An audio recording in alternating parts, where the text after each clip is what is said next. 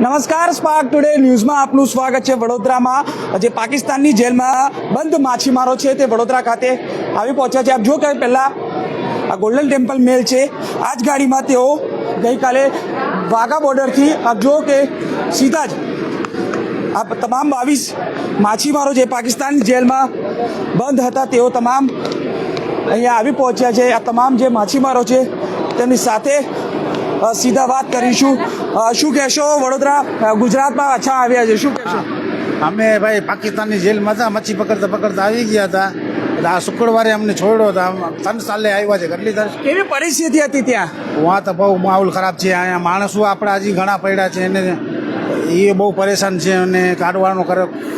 કેવો વ્યવહાર કરતા હતા? આપણી જોડે સારો વ્યવહાર, પૈસાનું કેવું હતું? પૈસાને અમે તો છે ને ભાઈ કમાવીને ખાતા હતા, બિલકુલ કામ કરીને ખાતા હતા, એટલે બીજું કઈ અમને તકલીફ નથી। ઓલા માણસ પડ્યા છે ને, બોરા બીમાર માણસ પડ્યા છે હજી। આપણે કેટલા બધા માણસો હશે? હજી 200 જેવા માણસ છે આપણા। એ લોકો શું કહેતા હતા? આપણી સાથે કેવો વ્યવહાર રાખે આપણે ઇન્ડિયાના લોકો જોડે? એટલે એ આપણો ઇન્ડિયા વાળો સામો માણસ આપે તો આપે, બાકી એ સુધી એ આપવાનો નથી માણસ। હવે આપણા માદરે વતન આવી ગયા છે, કેવું લાગે છે? હવે તો સારો જ લાગે ને, બાયડી બચ્ચા આગળ જાય તો સારો જ લાગે ને। બિલકુલ, આપ જુઓ કે પાકિસ્તાનની જેલમાં તમામ માછીમારો બંધકમાં હતા અને તમામ લોકો આજે ગોલ્ડન ટેમ્પલ મારફતે વડોદરા રેલવે સ્ટેશન ખાતે આવી પહોંચ્યા છે અને તમામ લોકો જ્યારે આ વડોદરા રેલવે સ્ટેશન એટલે કે ગુજરાતમાં તમામ લોકો અહીંયા આવી પહોંચ્યા છે। શું કહેશો? કેવું ગુજરાતમાં આવીને કેવું લાગે છે? હવે સારું લાગે છે, સારું લાગે છે। કેટલા ટાઈમથી ક્યાં બંધ હતા? ના 4 સાલ છે। 4 સાલ। કેવો વ્યવહાર કરતા તે લોકો? વ્યવહાર તો સારો હતો, કેવું રાખતા? જમવાનું સારું મારતા હતા આપણા?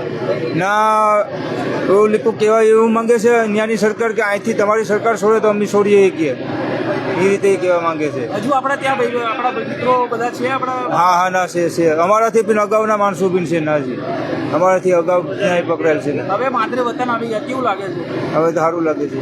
બિલકુલ, આપ જો કે 4-4, 5-5 વર્ષથી આ તમામ માછીમારો છે લગભગ તે પાકિસ્તાની જેલમાં બંધ હતા અને ગોલ્ડન ટેમ્પલ મારફતે આ તમામ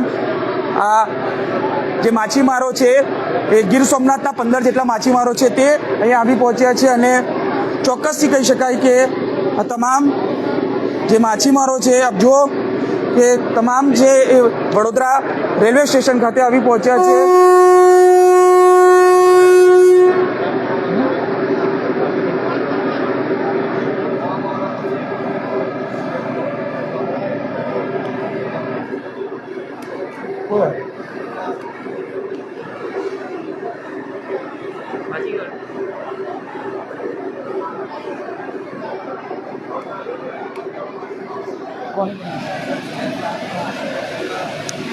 જુઓ કે તમામ આ માછીમારો જ્યારે વડોદરા પોતાના માદરે વતન એટલે કે ગુજરાતમાં આવી પહોંચ્યા છે અને તમામ લોકો એક ઉત્સાહની સાથે આ તમામ જે માછીમારો છે તે અહીંયા આવી પહોંચ્યા છે। શું કહેશો? ગુજરાતમાં આવી ગયા છો, કેટલું સારું લાગે છે? ગુજરાતમાં તો આવી ગયા, અમને તો સારું લાગે, પણ અમે એમ કહીએ કે જે हमारे यहाँ 4 साल वाले 3 साल वाले हैं तो मोदी सरकार उसको भी जल्द से जल्द छुड़वाइए। क्या कुछ चिट्ठी विट्ठी कुछ दिया है आपने? हाँ, ये पढ़ के दिखाओ, क्या है इसमें? मुझे पढ़ना नहीं इतना आता है, क्या लेकिन किसने दी? लेकिन ये उधर से जो कैदी है ना अंदर इंडिया वाले, उसने दिया कि ये मीडिया में देने का है, मीडिया वाले को दे दे। જુઓ કે જે પ્રકારે આ તઈના અન્ય જે માછીમારો છે તેઓએ અહીંયાથી ચિઠ્ઠી મોકલી છે। આ પ્રકારની તમામ જે બાબતો તેઓ કહી છે। પાકિસ્તાનની જેલથી ભારતીય મછુઆરો દુઃખદ દશા એટલે કે દુઃખદ વાત જણાવી રહ્યા છે। 150 मछुआरे 2 साल पहले से यहाँ आ प्रकारनी चिट्ठी यहाँ लखी है। आप जुओ कि तमाम जे माछीमारो है અને તમામ જે માછીમારોએ આ વાત કહી છે, જોઈ શકો છો જે પ્રકારે માછીમારોએ ચિઠ્ઠી લખી અન્ય આ માછીમાર સાથે આ ચિઠ્ઠી મોકલી છે। ચોક્કસથી કહી શકાય કે તમામ જે આ માછીમારો છે તમામ અહીંયા આવી પહોંચ્યા છે।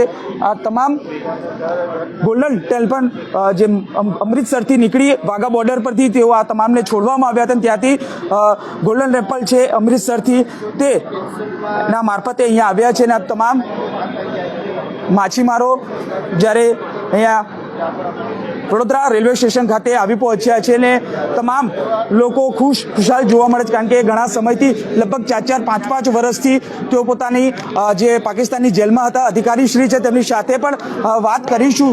આપ જો કે તમામ જે અધિકારી છે અધિકારી સર શું કહેશો કિતને માછીમાર બધાનું થઈ ગયું તમારે એકલા થઈ જશે. કેટલા માછીમારો આવ્યા છે? કુલ 22 માછીમારોને મુક્ત કરવામાં આવેલા છે અને એ માછીમારો 22 તારીખે અટારી બોર્ડર ખાતે આવેલા હતા અને 22 તારીખ પછી ત્યાંથી અમે એને બાય ટ્રેન બરોડા ખાતે લાવ્યા છે. હાલમાં અમે એ લોકોને ત્યાંના ગીર સોમનાથ જિલ્લાના વેરાવળ તાલુકા ખાતે લઈ જશું બસ મારફત.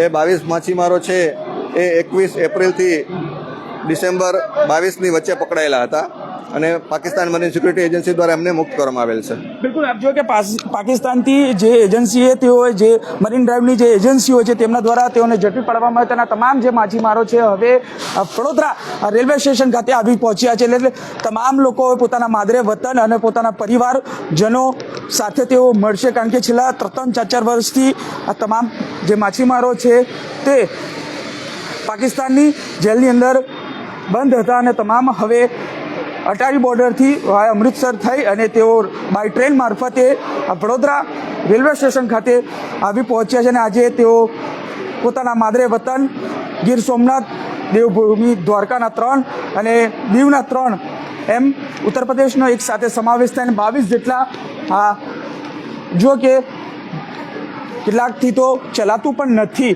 આ પ્રકારની પરિસ્થિતિ છે અને કેટલાક સાથે તો દુર્વ્યવહાર પણ તૈયાર કરવામાં આવતું હશે તેવું સ્પષ્ટપણે દેખાય છે અને લોકો જણાવે પણ છે.